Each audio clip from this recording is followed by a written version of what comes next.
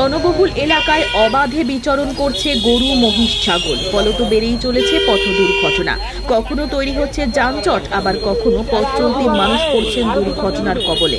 পাশাপাশি শহর নোংরা করার মতো ঘটনা তো রয়েছে। এই ছবি দক্ষিণ দিনাজপুরের বালুরঘাট শহরের। বালুরঘাট পৌরসভার তরফ থেকে বারবার করে গবাদি পশুর মালিকদের সচেতন করা হলেও তাদের কোনো ভ্রুক্ষেপ নেই বলেই জানাচ্ছেন বালুরঘাট পৌরসভার চেয়ারম্যান অশোক মিত্র। মাইকিং থেকে শুরু করে ব্যানার সবই চলছে। বুধবার দিনভর রাস্তা থেকে গবাদি পশুদেরকে ধরে নিয়ে গিয়ে খোয়ারে রাখে পৌরসভার কর্মীরা। পরে গবাদি পশুর মালিকরা খোয়ারে গিয়ে নির্দিষ্ট প্রমাণ দিয়ে তারপর তাদের ফিরিয়ে আনে। তবে এই ঘটনা যদি বারবার ঘটে তাহলে কড়া পদক্ষেপ নেবে বালুরঘাট পৌরসভা, এমনটাই কিন্তু হুঁশিয়ারি দিয়েছেন পৌরসভার চেয়ারম্যান অশোক মিত্র। তাঁর সাফ কথা, নিজেদের গবাদি পশুকে বাড়িতে রেখে প্রতিপালন করুন।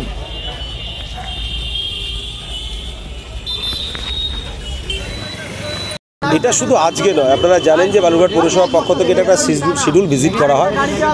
4 মাস 6 মাস অন্তর অন্তরই আমরা কিন্তু এই ড্রাইভটা দিই।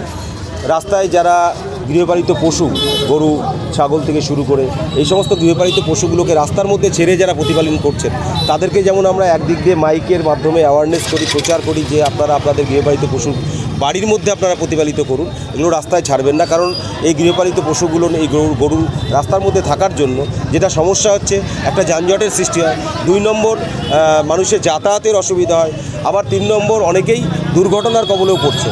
তো এই ঘটনাগুলোকে কেন্দ্র করে বালুরঘাট পৌরসভার পক্ষ থেকে আমরা 2-4-6 মাস অন্তর অন্তরই এই ড্রাইভটা দিই। রাস্তায় যে সমস্ত গরুগুলো পাই আমরা সেগুলোকে আমরা তুলে নিয়ে গিয়ে সরকারি যা নিয়ম রয়েছে সেই সরকারি নিয়ম অনুসারে সেগুলোকে আমরা খোয়ারে পাঠাই।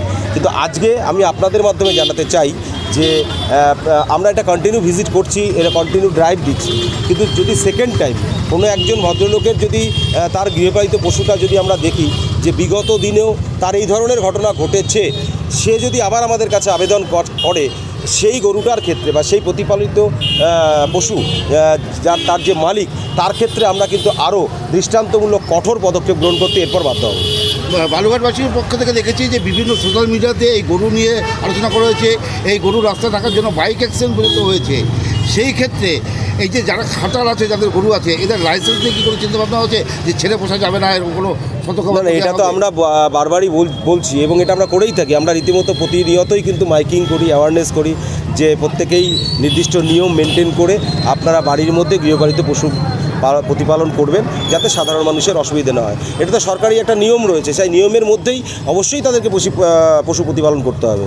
কিন্তু যাদের গৃহপালিত পশু আপনার রাস্তায় ছেড়ে দিচ্ছে, তাদের জন্য সাধারণ মানুষের অসুবিধা হচ্ছে, সেই জায়গাতে বালুরঘাট পৌরসভা কখনো কম্প্রোমাইজ করবে না।